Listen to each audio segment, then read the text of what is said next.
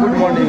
তো কন্যাকুমারীতে আমাদের দ্বিতীয় দিন আজকে। তো আজকে আমরা এসেছি বিবেকানন্দে যাবো বোটে করে। তো বোটের লাইনটা দেখুন কত দূর চলে গেছে বোটের লাইন। এদিকেও সামনে চলে গেছে লাইন অনেক দূর, আর এদিকেও চলে গেছে। তো এখন একটু বোট ভাড়াটা একটু বেড়েছে, আপনাদের জানিয়ে দিই যেটা আগামী দিন আসছে। তো আগে ছিল বোট ভাড়া 50 রুপিস, এখন সেটা বেড়ে হয়েছে 75, মানে যেটা জেনারেল লাইন। আর যেটা ভিআইপি লাইন ছিল সেটা ছিল আগে 250 টাকা 250, সেটা এখন বেড়ে হয়েছে 300 টাকা। তো ভিআইপি লাইনটাকে সবসময় ফাঁকা রয়েছে। ভিআইপি লাইন মানে কিন্তু কোনো ভিআইপি বোট না, বোটটা একই থাকবে, তাহলে আপনাকে লাইনে দাঁড়াতে হবে। ব্যাপারটা হচ্ছে এটাই, মানে যাবেন আপনি সেম বোটে। তো 300 টাকা দিয়ে সেম বোটে যাবেন, হয়তো সময় বাঁচবে। বাট আমরা সকালবেলা এখন কটা বাজে, এখন মোটামুটি 7:30 বাজে লাইনে দাঁড়িয়ে গেছি। হালকা হালকা রোদ উঠেও গেছে, তো লাইনটা ভালোই রয়েছে। তো লাইন এগোচ্ছে, এমন নয় দাঁড়িয়ে রয়েছে লাইনটা। মোটামুটি এই 5:30 6টা থেকে শুরু হয়ে যায় বোট রাইডটা, সন্ধ্যে 6:30 অবধি চলে। রাতে কিন্তু এই বোট রাইডটা চলে না। তো সেই জন্য এখন দাঁড়িয়ে পড়েছি সকালবেলা, মোটামুটি লাইনে দাঁড়িয়ে পড়েছি। চাটা খেয়ে নিয়েছি, ব্রেকফাস্ট করে নিয়েছি, দাঁড়িয়ে পড়েছি। হয়তো আধ ঘন্টা 40 মিনিট লাগবে কাউন্টার অবধি পৌঁছাতে। তারপর টিকিট কাটবো, তারপরে আবার বোটের লাইনে দাঁড়াবো, তারপর বোট ধরে যাবো বিবেকানন্দ রক দেখবো, দেখে চলে আসবো। এই হচ্ছে এখন পরিবেশ পরিস্থিতি। দেখা যাক কতক্ষণ লাগছে। মোটামুটি 7:30 লাইনে দাঁড়িয়ে গেছি, কখন গিয়ে পৌঁছাচ্ছি সেটা এখন দেখার অপেক্ষা। আর এই দেখুন ম্যাডাম এদিক ওদিক দেখছে, জামা কাপড় দেখছে, মশলা দেখছে, মানে ম্যাডামের কেনা শেষ হচ্ছে না। সারাদিনই কিনে যাচ্ছে, একবার জামা কাপড় কিনছে, একবার মশলা কিনছে, যা পাচ্ছে তাই কিনে নিচ্ছে, একটা ব্যাপার স্যাপার। তো লাইন চলছে আমাদের, প্রচুর দোকানপাট রয়েছে এখানে, অনেক কিছু কিনতে পারেন। কিন্তু ভালো ভালো দোকান রয়েছে। যে মহিলা থাকা মানেই আপনার সময় এবং পয়সা দুটোই নষ্ট, এটা মাথায় রাখবেন। দেখুন লেখা রয়েছে টিকিট কাউন্টার লাইন, 75 টাকা করে টিকিট। এই লাইন চলছে আমাদের। আর ওই দিকে দেখুন একটা স্পেশাল লাইনের ব্যাপারে লেখা রয়েছে, দেখাচ্ছি। ওই দেখুন এখানে কিন্তু 300 টাকা করে টিকিটের লাইন দিচ্ছে, ঠিক আছে? আগে 300 টাকা, এটা স্পেশাল লাইন, গেলেই সঙ্গে সঙ্গে টিকিট পেয়ে যাবে। আর এটাতে গেলে এটা লাইন দিয়ে যেতে হবে, টিকিটও কাটতে হবে, ভেতরে যাওয়ার ওয়েটিংয়ে বসতেও হবে। এই দেখুন ভেতরে যাওয়া যাচ্ছে, এটা কি ঠিক আছে? দেখতে পাচ্ছেন লাইনটা আসছে। এবার এই লাইনটা গিয়ে এইখানে টিকিট কাউন্টার রয়েছে, ওখানে দুটো টিকিট কাউন্টার রয়েছে, একটা 75 টাকা আর একটা 300 টাকা দেখতে পাওয়া যাচ্ছে। তো চলুন, লাইন চলছে মোটামুটি, খুব যে দাঁড়িয়ে আছে তা বলবো না, এই লাইন ভালোই চলছে। ভেতরে গিয়ে আবার ওয়েটিং টাইম রয়েছে, দেখা যাক কী অপেক্ষা করছে। দেখতে পাচ্ছেন দিয়ে যাচ্ছি আমরা, এরকমভাবে লাইনটা যাবে। ওই সামনে টিকিট কাউন্টার রয়েছে, টিকিট কাটা হয়ে চলছি মোটামুটি। পাখা টাকার ব্যবস্থা আছে, গরমকাল বুঝতে পারছি, এখনও পাখা রয়েছে। এই হচ্ছে গিয়ে আর এটা যে কুম্পার শিপিং কর্পোরেশন লিমিটেড আন্ডারের মধ্যে পড়ে, যারা এটা কন্ট্রোল করছে। যেমন লেখা রয়েছে 500 টাকা 75 টাকা টিকিট, 300 টাকা টিকিট এখন তো অধিক। চলুন যাওয়া যাক, টিকিটটা কাটবো, কেটে ভেতরে চলে যাবো। আচ্ছা এইখানে দেখে নিন, এখানে একটা অনলাইনে টিকিট কাটার ব্যবস্থা আছে, অনলাইনেও আপনার টিকিট কেটে আসতে পারে। তো দেখতে পাচ্ছেন টিকিট কেটেছি, দুটো টিকিট 75 টাকা করে 150 টাকা। তো চলুন ভেতরে যাবো। দেখলেন এই গেট থেকে টিকিট করে ঢুকলাম, ঢুকে এই লম্বা রাস্তা দিয়ে যেতে হবে। এখানে একটা অনেকটা ওয়েটিং টাইম থাকে, এখানে বসার জায়গা আছে, সবাই বসে যেতে পারে, প্রচুর লোক বসে আছে, এদিকেও আছে। আর এই গেটটা হচ্ছে যে 300 টাকা লাইনের গেট, একদম ফাঁকা, দিলেই ঢুকে দিচ্ছে। আর এখান দিয়ে 75 টাকার লাইন, জেনারেল লাইন, এটা ভিআইপি লাইন, এটা জেনারেল লাইন। থাকার ব্যবস্থা আছে, তাই গরমে খুব একটা কষ্ট হবে না। লাইনটা আসছে লম্বা করে, ওটা ভিআইপি লাইনে বেরিয়ে যাচ্ছে, আর আমরা এই চলে গেলাম। তো যাচ্ছি আমরা মোটামুটি। ওই যে দেখুন এবারে আমরা একদম পুরো ডকে চলে এসেছি। এবার এখান থেকে গিয়ে আমাদেরকে উঠতে হবে। এই দেখুন পুরো সমুদ্রটা দেখতে পাওয়া যাচ্ছে এখানে একদম, আর ওইখানে আমরা যাব, ঠিক আছে? তো চলুন যাওয়া যাক। মোটামুটি লেগে গেল ঘন্টাখানেক মতো সময় লেগেই গেল এখানে টিকিট কেটে এটা আসতে। বেশ ভালোই ভিড় থাকে, তো চেষ্টা করবেন একটু আর্লি মর্নিং আসার। আর্লি মর্নিং যদি আসেন তাহলে কিন্তু খুব একটা ভিড় হবে না, একটু বেলা এলে কিন্তু ভিড়টা হবে। আর ফেরার সময় কিন্তু খুব একটা চাপ নেই, ঠিক আছে? ওদিকটা কিন্তু ফাঁকাই মোটামুটি। দেখতে পাচ্ছেন এই যে আরব সাগরের জলে সেখানে বাড়ি খাচ্ছে। আর আমরা এবার যাচ্ছি একটা বোটে, মোটামুটি ওই 100 লোক তো নেই, কম করে মানে 150 মতো লোক নেয়। ব্রাউন করছে যেমন হয়ে থাকে ফেরি সার্ভিসের মতো। ওই দেখুন নিচে আবার গিয়ে একটু লাইনে দাঁড়াতে হবে, ওখানটা আমাদের ওই যে সবাই কি দাঁড়াচ্ছে, আমরাও যাচ্ছি ওখানে। তো মোটামুটি ঘন্টা দেড়েকের মতো সময় হাতে নিয়েই আসবেন, তাহলে সুবিধা হবে আপনাদের। তো চলুন যাওয়া যাক, গিয়ে দেখা যাক কি অপেক্ষা করে আছে। আচ্ছা এখানে এসে দেখতে পাচ্ছি লেডিস জেন্টস লাইন আলাদা। আমরা যে দাঁড়িয়ে আছি এই লাইনটা জেন্টসদের, আর ওই দিকে দেখাচ্ছি ঘুরিয়ে, ওই দিকে দেখুন ওই দিকে একটা লাইন হয়েছে, ওটা হচ্ছে লেডিসদের। ওই দিকে ওই লাইনটা হচ্ছে কি লেডিস, দেখুন এই লাইনটা লেডিসদের। তো লেডিস জেন্টস আলাদা লাইন রয়েছে, একটু বুঝে দাঁড়াতে হবে, ফ্যামিলির লোকের আগে পরে না হয়ে যায়। দেখা যাক কি অপেক্ষা করে আছে। দেখতে পাচ্ছেন সবাইকে এরকম লাইফ জ্যাকেট পরে নিতে হচ্ছে, পরে গাড়িতে উঠে পড়তে হচ্ছে। তো উঠে পড়েছি মোটামুটি, বা লেডিস জেন্টস একটু আলাদা, তো একটু লাইনটা আলাদা হয়ে গেছে, তো কোনো অসুবিধা নেই। তো ঠিক আছে মোটামুটি। তো বসার সিটও রয়েছে গাড়িতে, কিন্তু সবাই বুঝতে পারবে এত টাইম নট, তো কিছু লোক বসা গেছে, তো এই হচ্ছে কি ব্যাপার। দেখতে পাচ্ছেন লাইফ জ্যাকেট পরে নিয়েছি, তো একটা ধাক্কাধাক্কি গুতাগুতি করে একটা জায়গা জোগাড় করেছি। এই কার পাশে কার কোনো ব্যাপার নেই, মোটামুটি বসে পড়েছি। আর এই বোর্ড দেখুন ছেড়ে দিয়েছে, আমাদের বোর্ড যেতে ছেড়ে দিয়েছে। এবার আমরা চলে বিবেকানন্দ রক যাওয়ার পর দেখুন প্রচুর লোক রয়েছে, খাজাখাই ভর্তি একদম, সব দিকে লোক ভর্তি। ম্যাডাম রয়েছে লেডিস আর জেন্টসের লাইনটা আলাদা, একটু এদিক ওদিক হয়ে গেছে। তো ঠিক আছে, কোনো ব্যাপার না, চলছি। পিছনে দেখা যাচ্ছে আমরা পার্কটাকে ছেড়ে বেরিয়ে গেলাম। রাস্তা ম্যাক্সিমাম হয়তো যেতে 5-7 মিনিটই লাগবে হয়তো। তো 15টায় ছাড়লো, দেখা যাক কটায় গিয়ে পৌঁছাচ্ছি। সমুদ্রের মধ্যে চলছি, তো একটু টালমাটাল অবস্থা যেমন হয় আর কি। একটাতে মোটামুটি 150 থেকে 200 মতো লোক নিচ্ছে, তো অসুবিধা কিছু নেই। তো আমরা চলেছি কন্যাকুমারীর পথে, মানে কন্যাকুমারী থেকে বিবেকানন্দ রথের পথে আর কি।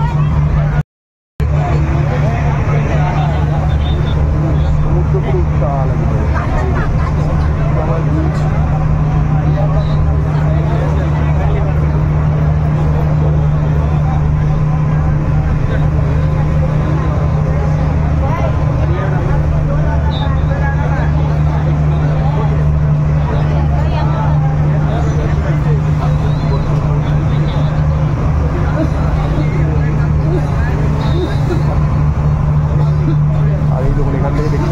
আমরা অনেকটাই কাছাকাছি চলে এসেছি, গাড়ি স্টার্টও দেখলাম বন্ধ করে দিতে হবে, মানে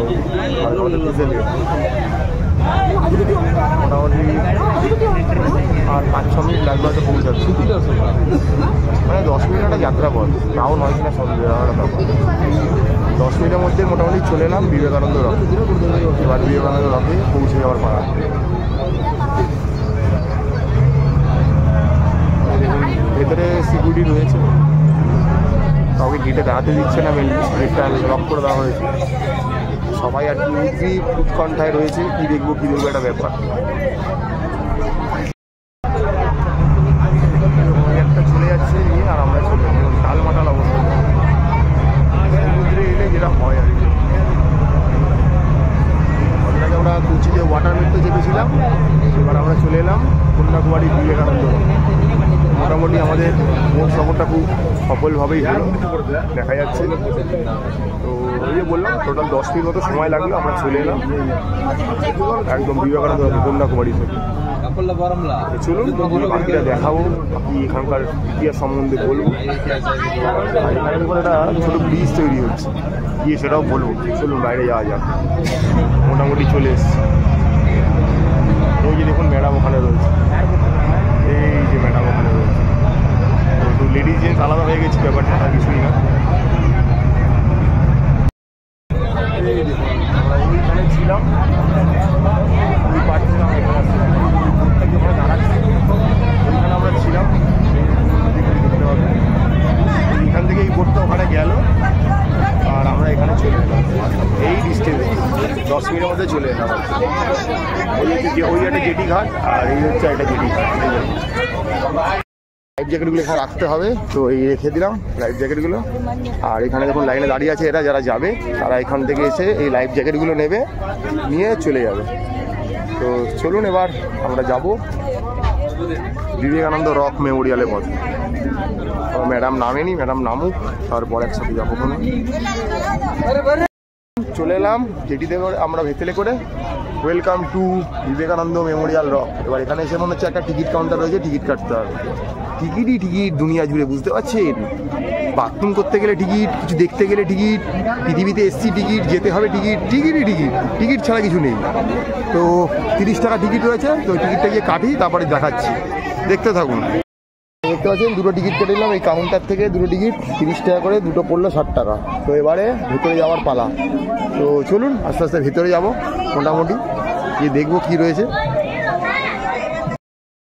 এই যে এখানে একটা ভেরিফাই স্ট্যাম্প মেরে দিল, তো মোটামুটি আমরা এবার ভেতরে ঢুকছি।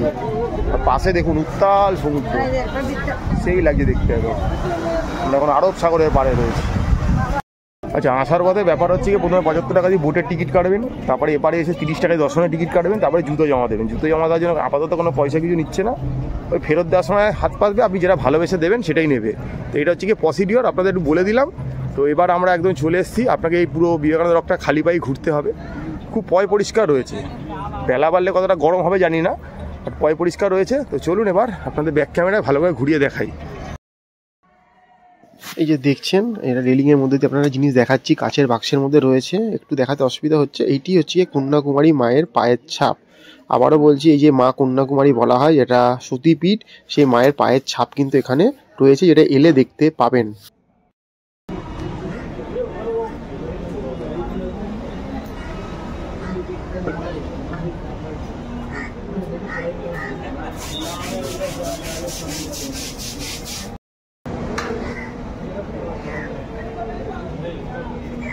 আমরা রয়েছি এখন মানে ভারতবর্ষের দক্ষিণের শেষ প্রান্তে রয়েছি কন্যাকুমারী।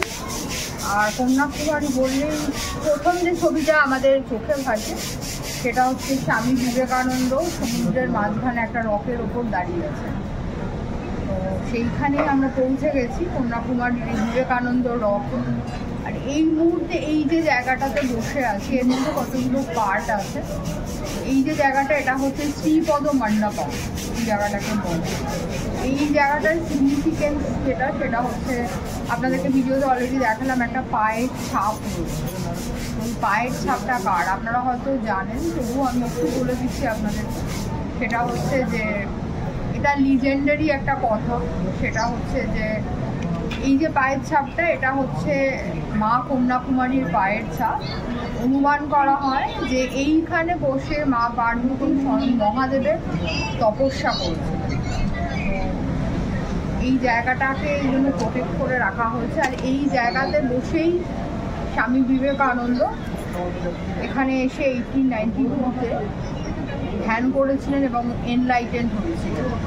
যদিও তার আগে পিছিয়ে আরও কিছু কথা আছে। 1892-তে স্বামী বিবেকানন্দ এই জায়গাটাতে এসেছিলেন। এখানে মূল দুটো মণ্ডপ আছে, একটা হচ্ছে শ্রীপদ মণ্ডপ আর একটা হচ্ছে ধ্যান মণ্ডপম।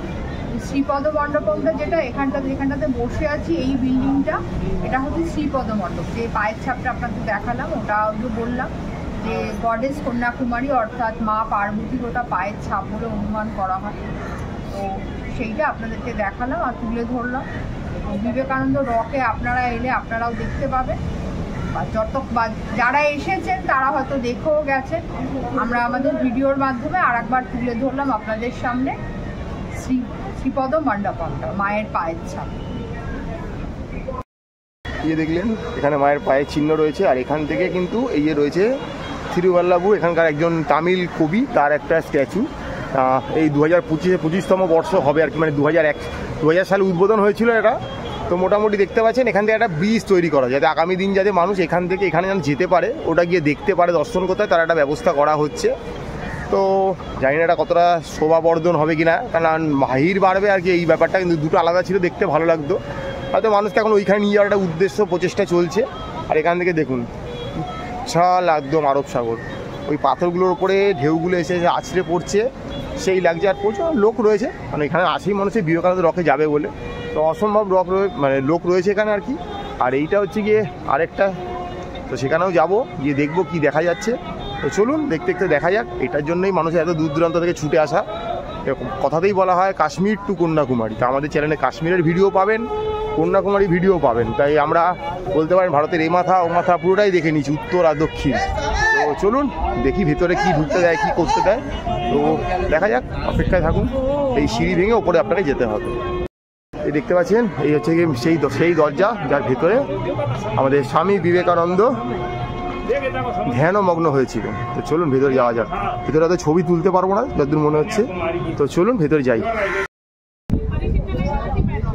আমরা এখন যে জায়গাটাতে রয়েছি, এই কন্যাকুমারী বিবেকানন্দ রকের মধ্যে, এটা হচ্ছে ধ্যান মণ্ডপম বলা হয় জায়গাটাকে। বেসিক্যালি এই জায়গাটাতে, এইখানটাতেই এসে একটা রক আছে। এই রকটা তো আর এখন মানে পুরোটাই এখন একটা স্ট্রাকচার হয়ে গেছে। তো এইখানটাতে স্বামী বিবেকানন্দ এসেছিলেন, এসে ধ্যান করেছিলেন। সালটা হচ্ছে 1892 ডিসেম্বর মাস। ঐতিহাসিক তথ্য অনুযায়ী যেটুকুনি জানা যায় 1892-তে ডিসেম্বর মাসে উনি ত্রিভান্দ্রমে প্রথম এসেছিলেন। এসে বেশ কিছুদিন ত্রিভান্দ্রমে ছিলেন। তারপরে নাগারকয়েলে আসেন। নাগারকয়েলে এসে বেশ কিছুদিন থাকেন। নাগারকয়েল থেকে কন্যাকুমারী ডিস্টেন্স অ্যারাউন্ড 20-25 কিলোমিটার এরকম। তো এরপরে তিনি নাগারকয়েলের পর নাগারকয়েল থেকে উনি এই কন্যাকুমারীতে আসেন এবং ওনার অন্তরাত্মা ডাকে সাড়া দিয়ে এই সমুদ্র পার হয়ে এইখানে এই যে রকটা এইখানটা তুমি আসেন।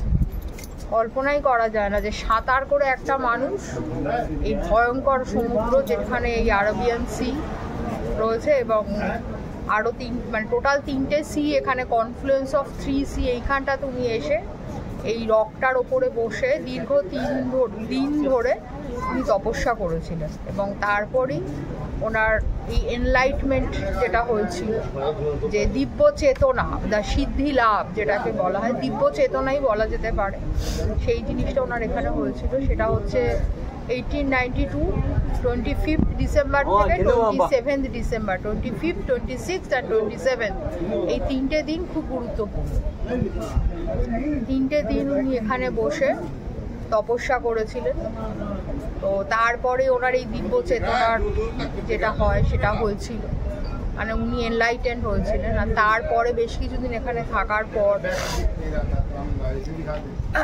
1893-তে মে মাসে, অনুমান করা সম্ভবত আমার যেটুকুনি মনে পড়ছে 31 মে, উনি ওয়ার্ল্ড কনভেনশন যেটা হয়েছিল সেইখানে যোগদান করেছিলেন, যেখানে যেটা শিকাগোতে হয়েছিল এবং ইন্ডিয়াকে রিপ্রেজেন্ট করেছিলেন। শুধু ইন্ডিয়া না, আরও ভালোভাবে যেটা বলা হয় হোয়াট ইজ হিন্দুইজম, সেটাকে উনি রিপ্রেজেন্ট করেছিলেন।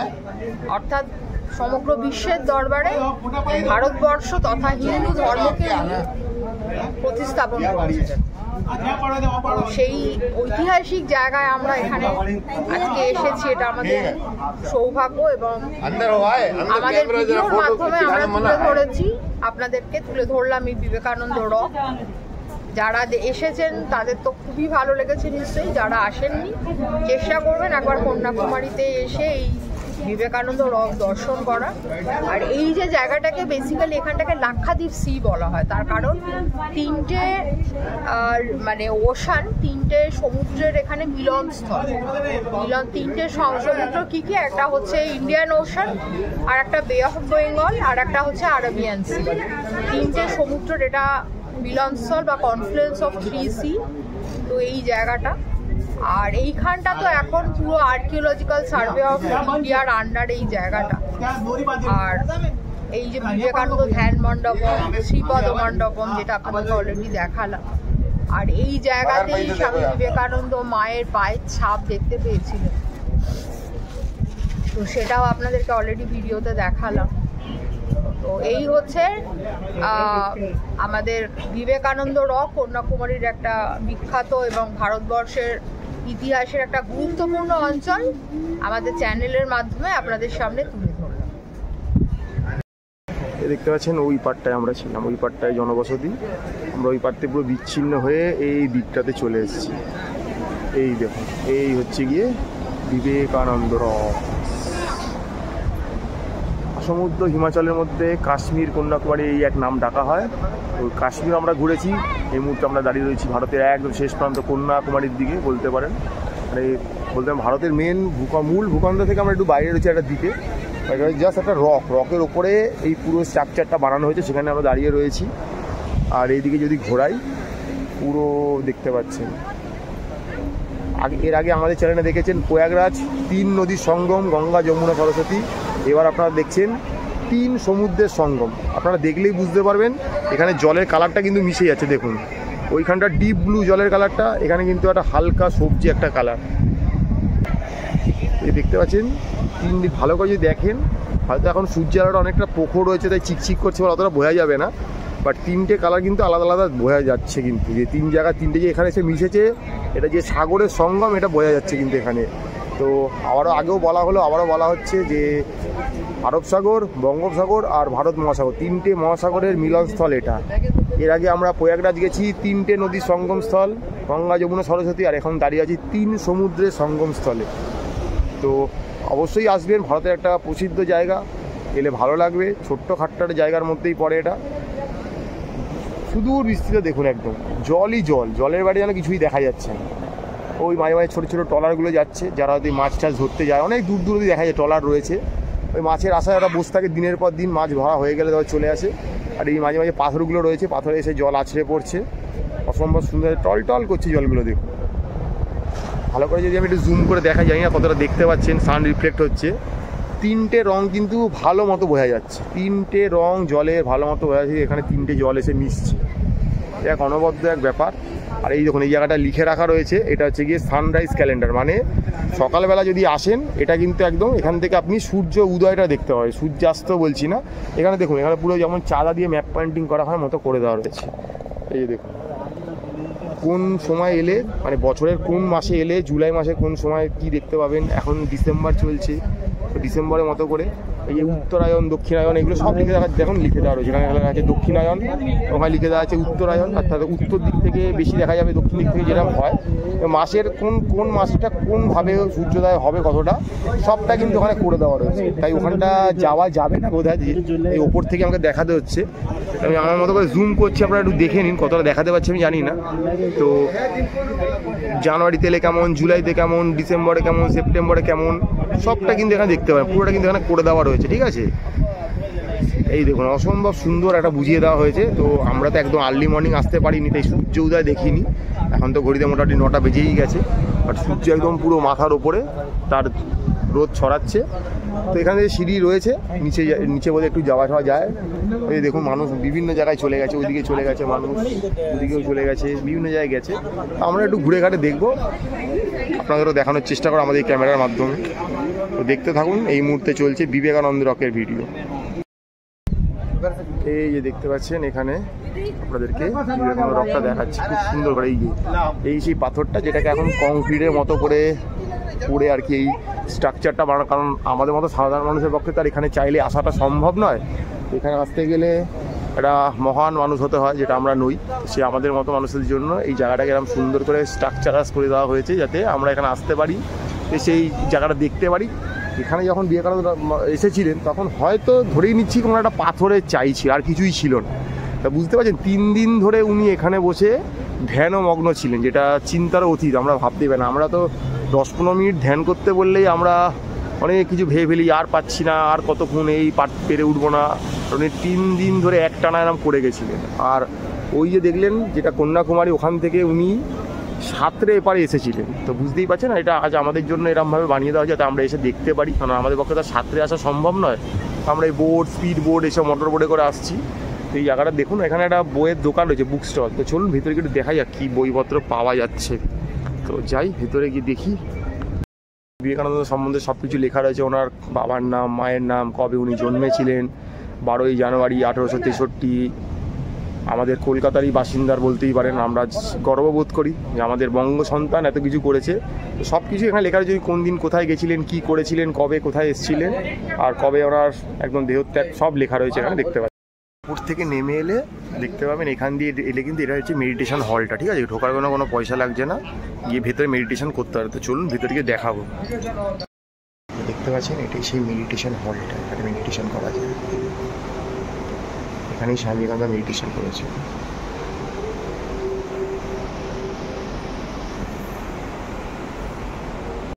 এই যে আমার পিছনের জায়গাটা দেখছেন, এখান থেকে বেরালাম। তো এখানেই সেই ধ্যানের জায়গাটা, এটাকে পুরোপুরি একটা রুম কনভার্ট করা হয়েছে। ওখানে ওং সাইন রয়েছে এবং অল টাইম একটা ওং শব্দ ধ্বনিত হচ্ছে। আপনি ওখানে অনেকক্ষণ বসে নির্দ্বিধায় নিশ্চিন্তে আপনি ওখানে ধ্যান করতে পারেন, কোনো অসুবিধা নেই। আমরাও কিছুক্ষণ বসলাম, যেটুকুন পারলাম করলাম। প্রচুর লোক আসছে এখানে। তো ভেতরে জায়গা করে দেওয়া রয়েছে এবং পুরোটাই একদম মানে কুল আর কি, মানে আমি বলছি না যে এসি চলছে, আর পুরোটাই একদম যেন ঠান্ডা নিস্তব্ধ একদম একটা জায়গা। তো ওখানে কি আপনারা ধ্যানটা করতেই পারেন। এই ম্যাডামও দাঁড়িয়ে রয়েছে। তো চলুন নিচে গিয়ে আরও দেখি, এখানে বুক স্টল রয়েছে, একটু বই দেখি। আমাদের পিছনেই রয়েছে বিবেকানন্দ রক। তো আপনাদের ঘুরিয়ে দেখালাম, এখানে ইতিহাস বললাম, মেডিটেশন কক্ষটা আপনাদের দেখালাম, ওখানে কিছুক্ষণ বসলাম, সেটাও দেখলেন। এখানে দেখুন মায়ের পদচিহ্ন রয়েছে, এই একটা মণ্ডপম, এই একটা মণ্ডপম, এখানে সাউথে সবকে মণ্ডপম বলা হয়। তো সেগুলো সব দেখালাম মোটামুটি। তো এবার মোটামুটি আমরা ফিরতি পথে যাব। আমাদের জুতো নিচে রাখা রয়েছে, শু কাউন্টার থেকে জুতো নেব, নিয়ে নিচে একটা লাইন দেখতে পাচ্ছেন, যে এখানটায় এই লাইনটা হচ্ছে যাওয়ার সময় মানে ফেরিঘাটে যাওয়ার জন্য যে লাইনটা, সেটা মানে আমরা জুতো নিয়ে দাঁড়িয়ে যাবো, আর টিকিট আর কাটতে হবে না। যে টিকিটটা কেটেছি ওই টিকিটে যাওয়া আসা ইনক্লুডিং রয়েছে। তো এবার আমরা ফিরে যাব একদম আবার ওই পারে কন্যাকুমারীতে, আমরা যে আইল্যান্ডে রয়েছি আর কি, দ্বীপটা, সেই দ্বীপ থেকে এবার আমরা আবার চলে যাচ্ছি মূল ভূখণ্ডে ভারতের।